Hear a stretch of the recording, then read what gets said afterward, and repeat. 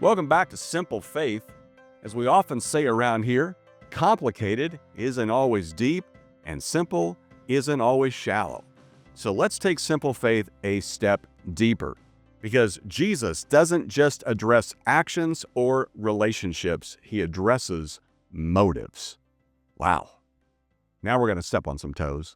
In these teachings, Jesus consistently pulls back the curtain on giving and praying and serving, all good things. But he warns, you can do the right thing for the wrong reason. To be seen, to be noticed, to be validated. When I bring flowers to my wife after I've made her cry, what's the motive there? Is it to show her how much I love her? Or is it to get out of the doghouse? Jesus says the motives matter. And if that's the goal, then that's the reward. In other words, if you're only doing it for your own benefit, that's as far as the reward's going to go.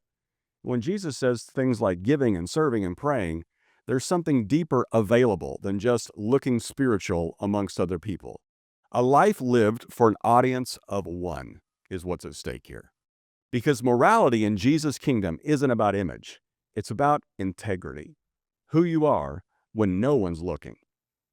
That's where real transformation begins to happen. So what do we do about this?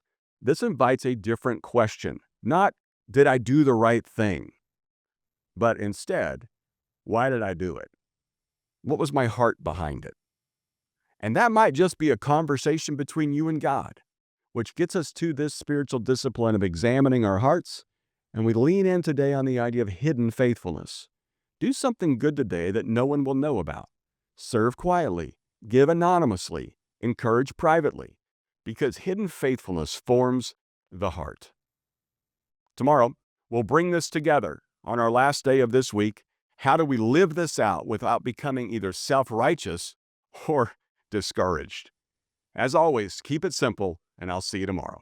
I want to personally invite you to join Lori and myself on an incredible trip to Italy and Greece, happening December 26th through January 4th. Listen to what people have said that went on our last trip and are actually going again. My favorite memory was at the baptistry of Lydia.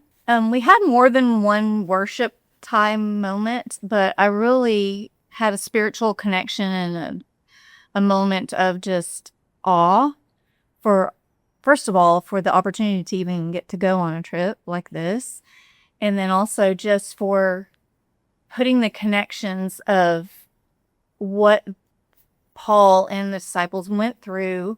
There was a place, it's called Columbaca, Meteora. Angie was talking about how they had these monasteries on top of these sheer cliffs. And we, as a group, just spontaneously said, we're going to worship here. And that was really, really good.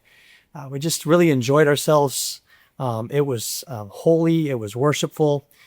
We really had a good time there. This is a potentially life-changing trip that you do not want to miss out on. Simply text the word Rome, R-O-M-E, to 55757 to let us know that you're coming. Lori and I would love for you to experience this journey with us. We hope to see you there.